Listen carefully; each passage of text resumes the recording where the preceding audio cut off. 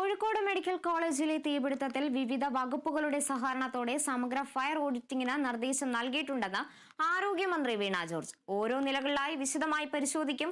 Sub collector അധ്യക്ഷനായ സമിതിയും സാങ്കേതിക വിദഗ്ധ സംഘത്തിനും ചുമതല നൽകിയതായും ആരോഗ്യമന്ത്രി വ്യക്തമാക്കി.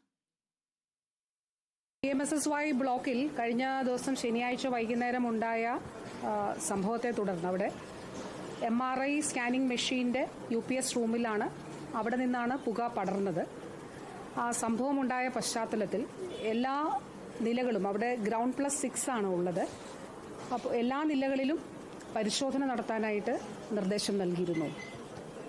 ഓരോ ഫ്ലോറായിട്ട് പരിശോധിച്ച് ഏതെങ്കിലും തരത്തിലുള്ള പ്രശ്നങ്ങളുണ്ടോ എന്നുള്ളത് പരിശോധിച്ചിട്ട് ബിൽഡിംഗ് അത് പൂർണ്ണമായി മറ്റു കുഴപ്പങ്ങളില്ല എന്നുള്ളത് ഉറപ്പാക്കണമെന്നുള്ളതാണ് നിർദ്ദേശം നൽകിയിരുന്നത്.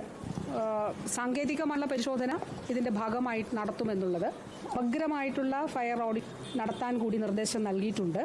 അത് സബ് കളക്ടറായിരിക്കും ഫയർ ഓഡിറ്റിൻ്റെ സമിതി ചെയർ ചെയ്യുക.